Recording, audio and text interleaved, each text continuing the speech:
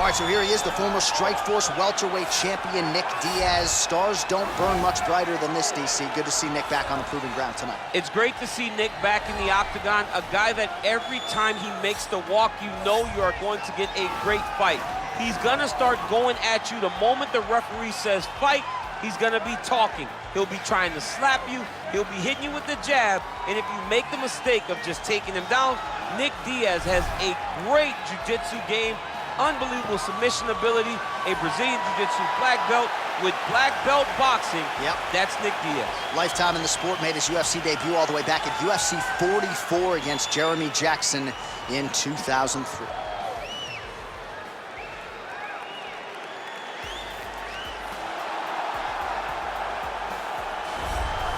Well, sometimes lost in the shuffle of all that is Colby Covington, we don't talk enough about just how elite a welterweight this is. Realized the UFC interim welterweight title back in the day, and he's a guy who many people believe on any given Saturday night, he can be the top 170-pound fighter in the world. Absolutely, and it's the work ethic. It's the work ethic of Colby Covington that stands out.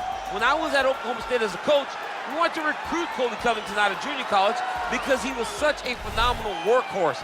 Everybody recognized it from day one, and when you watch it in his approach to his fights, he fights in that very same way. He's in your face, he's grabbing you, he's clinching you, he's taking you down, and he'll even stand and strike and throw big shots with you as the fight progresses. Don't mistake the talk for a guy that cannot back you up with actions. Colby Covington is a savage. Fear is not a factor for Colby "Chaos" Covington. Ladies and gentlemen, this fight is 3 rounds in the UFC welterweight division. Introducing first, fighting out of the blue corner. This man is a jiu-jitsu fighter holding a professional record of 26 wins, 11 losses, and 2 no contests.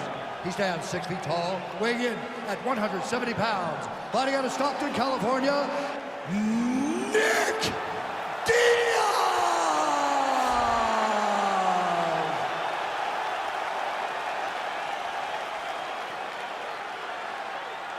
And now introducing his opponent, fighting out of the red corner. This man is a wrestler, holding a professional record of 16 wins, 3 losses. He stands 5 feet 11 inches tall, weighing in at 170 pounds. Colby "Chaos" Covington. And when the action begins, our referee in charge, Dan Murgliata. Dan Murgliata. You ready? You ready? Dateline, Las Vegas, Nevada. This is the fight capital of the world with respect to anywhere else you want to go. If I'm a fighter, if I'm an athlete in combat sports, this is where I want to go. You want to fight in Vegas, and now this beautiful T-Mobile Arena is the backdrop to tonight's great UFC event. Well, you saw the tail of the tape. He has a reach advantage and made good use of it there with that punch. All right, so there it is, the early takedown. He told everyone here during fight week within earshot that he was going to try to wrestle, try to get this fight to the ground, and had no problem doing so just there. During their fight camp, they made a checklist.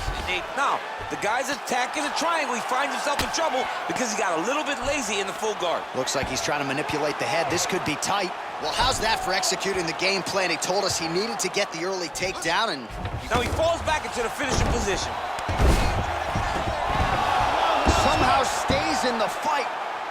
All right, right into side control here, DC. Biggest difference between half guard and side control? Well, side control to me feels like a little bit less control because now my legs aren't really doing anything anymore. Now I'm controlling you with my upper body. So I've got to be very, very aware. It's still advantageous, but it just seems a little more free-flowing than having something like a half guard. A lot of top pressure being applied here.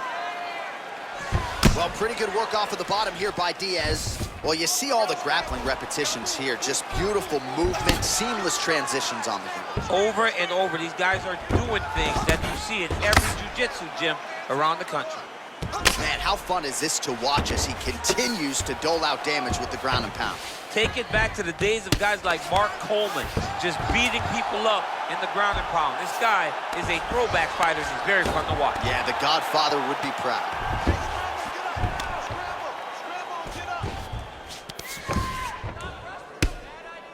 Oh, big combination of ground and pound strikes here, DC. This could be the beginning of the end. I mean, you got to be very careful when you take these big ground and pound strikes. You need a controlled posture on the bottom, and if you're the top guy, the guy that's looking to finish, continue to gain posture and rain down big strikes on your opponent. Oh, he's got the ground and pound going now. Well, anytime you are in a ground fighting situation with this fighter, you're potentially playing with fire. Close guard. Now he's gonna attack a triangle choke here.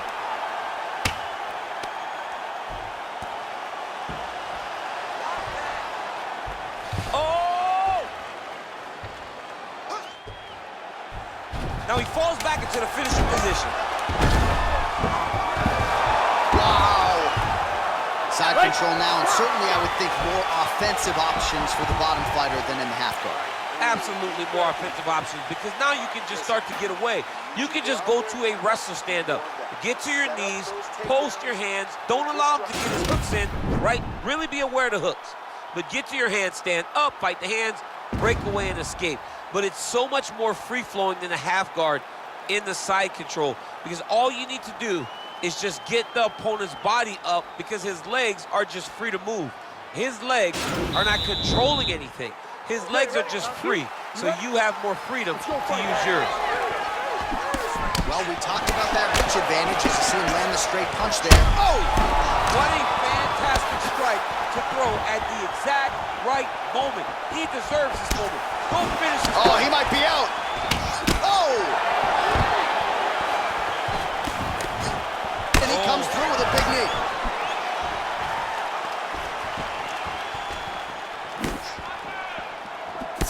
Oh! Now goes in and secures the takedown. Now trying to hip escape. He's just trying to move out of this position off the bottom. The Kimura is not the arm. It's the shoulder pressure that usually makes you tap. There it is.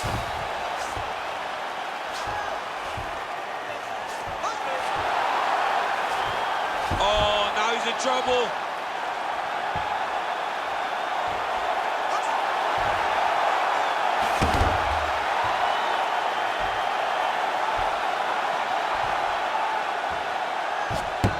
Oh, and there's the tap.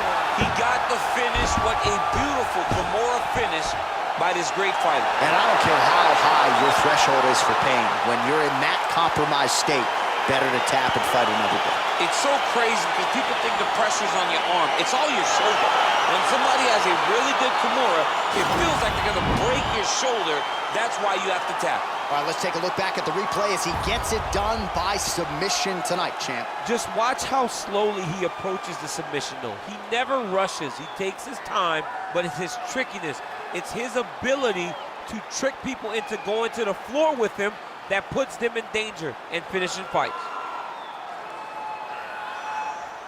So there he is, your winner by submission. That could hold up as one of the better subs of the year. Near perfect execution tonight. Ladies and gentlemen, referee Dan Mergliata is going to stop this contest at 1 minute, 59 seconds of round number 2. Declaring the winner by tap out, Nik Diaz! All right, so what a performance by this young man here tonight as he gets the win by way of submission. He certainly put a lot of stock into getting the finish tonight, and he did just that. Congratulations. It was a very tough fight, but he knew that if he did everything right, he can get to his position, which is the ground, and he would be able to find a finish by submission tonight. He did just that.